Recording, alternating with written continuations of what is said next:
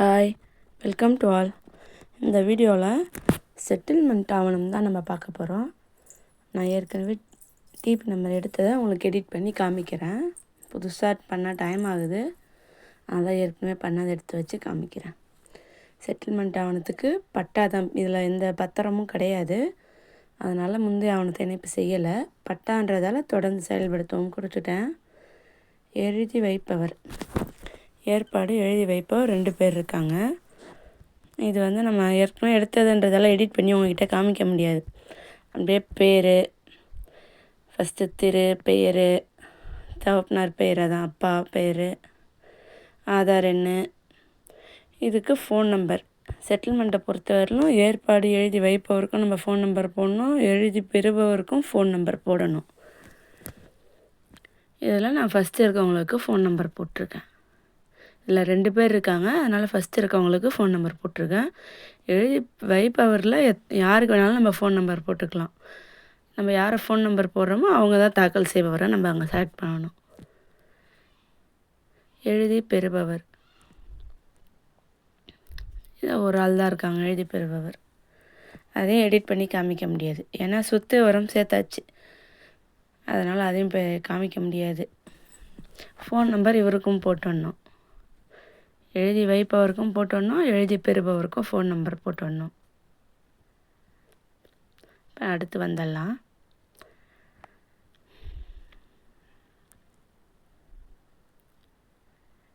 இதில் 18 வயசுக்கு கம்மியாக இல்லை, அதனால் நான் பிரதிநிதி விவரம் எதுவும் சேர்க்கலை. 18 வயசு கம்மியாக எழுதி வைப்பவரோ இல்லை எழுதி பெறுபவரோ இருந்தால் மட்டும்தான் நம்ம அவங்களுக்கு கார்டியன் இதில் செலக்ட் பண்ணணும். யாரும் இல்லை, அதனால் நம்ம சாட்சிக்கு போயிடலாம்.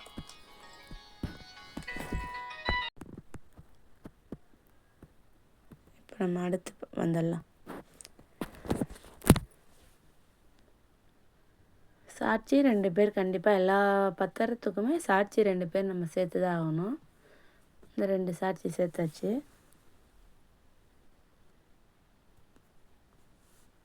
சாட்சியில் எப்பயும் போல தான் எல்லோரும் எல்லா எழுதி வைப்பவர், பெறுபவர், கிரையம் கொடுப்பவங்க, விற்பனை செய்பவர், விற்பனை வாங்குபவர், எல்லாருக்குமே ஒரே ஃபார்மேட்டு தான். பேர், அப்பா பேர், வயசு, ஆதார் எண், அட்ரஸ்ஸு, அதுக்கு கீழே ஃபோன் நம்பர்.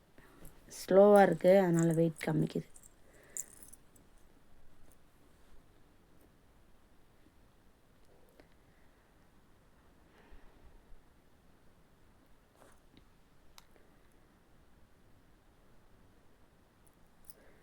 பாருங்கள், எல்லாருக்கும் சேம் தான். திரு ரவிச்சந்திரன், அப்பா பேர் தாப்பே, மாயவன், வயது, ஆதார் அட்டை, எல்லாமே ஒரே சேம் தான். எல்லாம் அப்படியே அவங்கவுங்க ஆதார் கார்டை வச்சு எல்லாத்தையும் ஃபில் பண்ணுற வேலை தான். இதெல்லாம் ஃபோன் நம்பர் மட்டும்தான் நம்ம யாருக்கு போடணும்னு தெரியணும் நம்மளுக்கு. மற்றபடி வேறு எல்லாருக்கும் அட்ரஸில் வரலும் எல்லாமே ஒன்றா தான் வரும். அஞ்சலக குறியீடு, பின்கோடு வரை நம்ம எல்லாத்தையும் பார்த்து அவங்கவுங்க ஆதார் கார்டை பார்த்து ஃபில் பண்ணிடணும். ஃபோன் நம்பர் சாட்சிக்கு தேவையில்லை, அதனால் போட வேண்டாம். அடுத்து இதே உங்கள்கிட்ட காமிச்சிடுறேன்.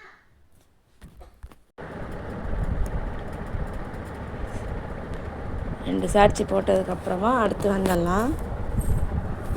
உங்களுக்கு தெரியும், 2 தான் ஓப்பன் பண்ணி காமிக்கிறேன்.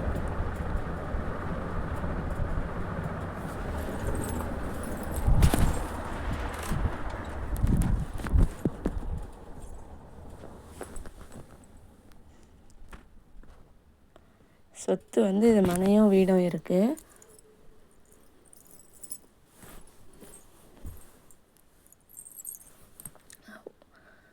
உறவு முறை பார்த்தலாம். எழுதி வைப்பவர் மாயவன், சங்கரலிங்கம் எழுதி பெறுபவர். உறவு முறை பேரன். அதுக்கு அடுத்தது முனுசாமி எழுதி பெறுபவர் சங்கரலிங்கம். உறவு முறை மகன். யாருக்கு எழுதி கொடுக்குறோமோ மகனுக்கு, பேரனுக்கு, அதை தான் இங்கே நம்ம செலக்ட் பண்ணணும். உறவு முறையில் அப்பா மகனுக்கு கொடுக்குறாருன்னா மகன் அந்த இடத்துல. தாக்கல் செய்பவர் நம்ம மாயவனுக்கு தான் ஃபோன் நம்பர் போட்டோம், அதனால் அவரை செலக்ட் பண்ணியாச்சு. சொத்து விவரத்தில் மனையும் கட்டிடமும் செலக்ட் பண்ணிவிட்டு உள்ளே வந்துடணும். கிராமம் செலக்ட் பண்ணிடணும். நம்ம வந்து முந்தைய ஆவணம் ஃபஸ்ட்டு பேஜில் முந்தைய ஆவணம் இணைக்கலை, ஏன்னா பட்டா நம்பர் மட்டும்தான் இருக்குன்னு. அதனால் என் பட்டா எண்ணில் ரெட் கலர் ஸ்டார் போட்டுருவாங்க. இதுவே நம்ம பத்திரம் நம்பர் அங்கே போட்டிருந்தோம்னா பட்டா எண் இருக்கும், ஆனால் அது பக்கத்தில் ரெட் கலர் ஸ்டார் இருக்காது. பட்டா எண் போட்டு அடுத்து வந்துடலாம்.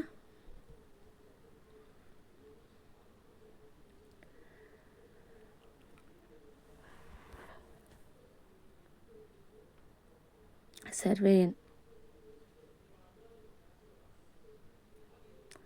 பேஜ் ரொம்ப ஸ்லோவாக இருக்குது, சர்வர் ஸ்லோவாக இருக்கிறதால.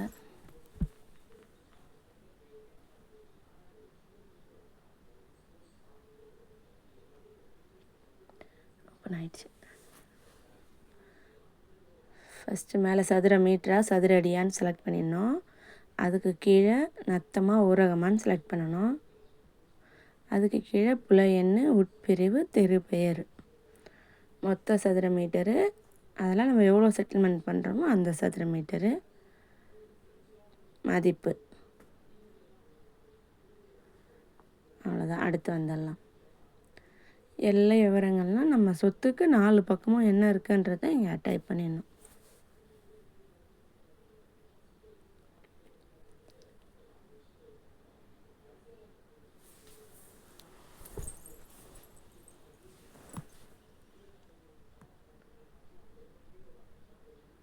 அதுக்கு அடுத்தது கட்டிட விவரங்கள்.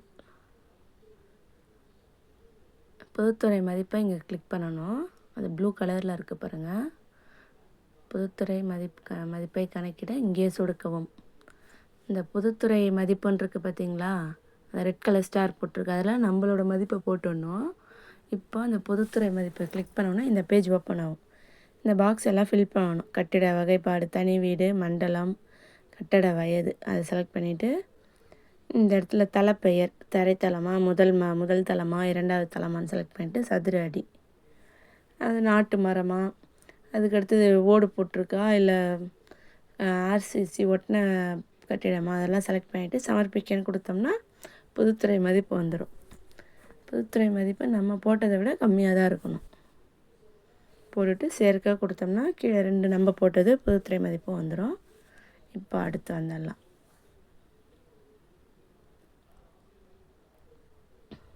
அளவு போட்டாச்சு. போட்டுட்டு அடுத்து வந்துடலாம். சொத்து விவர குறிப்பு, என்ன ஊர், சர்வே எண், எவ்வளோ மொத்தம் எவ்வளோ, அதில் எவ்வளோ செட்டில்மெண்ட் எழுதி வைக்கிறோம், தெரு பெயர், அதில் எவ்வளோ அளவு, எத்தனை சதுர மீட்டரு கொடுக்குறோம், மின் இணைப்பு, கதவு அறிவுகள்லாம் இருந்ததுன்னா இதில் மென்ஷன் பண்ணிக்கலாம். இப்போ அடுத்து வந்துடலாம். இதில் ஏதாச்சும் தனியாக இருந்ததுன்னா, இப்போ நிலமா இருந்தால் கிணறு இருக்கும், வீட்டுக்கு எதுவும் இல்லை, அதனால நான் அடுத்து வந்துடுறேன். அடுத்து சேமிக்க மற்றும் தொடர்க கொடுத்துட்றேன். இதில் இது பேர் வந்து சொத்து விவரணையாக்கம்னு சொல்லுவோம். சொத்து எந்தெந்த சொத்து யார் யாருக்கு போகணும், இப்போ எழுதி பெறுபவர் அதில் ஒருத்தவங்க தான் இருக்காங்க, சொத்து ஐட்டம் ஒன்று தான் இருக்குது. இதுவே 2-3 பேர் இருந்து சொத்து ஐட்டம் 3-4 இருந்ததுன்னா அதில் எந்தெந்த சொத்து யார் யாருக்கு போகணுன்னு அதில் செலக்ட் பண்ணி சேர்த்துக்கணும். அதுதான் சொத்து விவரணையாக்கம். இந்த ரீசன்லாம் தேவையில்லை, அதனால் நான் அடுத்து வந்துட்டேன். கட்சிக்காரர் பெயர்லாம் இங்கே செலக்ட் பண்ணிடலாம். அதாவது ஏற்கனவே இருக்க சரியான்னு செக் பண்ணிக்கணும். நம்ம முன்னாடி போட்டது தான் இங்கே லைனாக வந்திருக்கு, அதெல்லாம் செக் பண்ணியாச்சு, எல்லாம் சரியாக இருக்குது. எழுதி கொடுப்பவர், எழுதி பெறுபவர், சாட்சி, அலுவலகம், சார் பதிவாளர் அலுவலகம், நம்ம சேர்த்த சொத்து அட்டவணை 1 எல்லாம் சரியாக இருக்குது. அடுத்து வந்துடலாம்.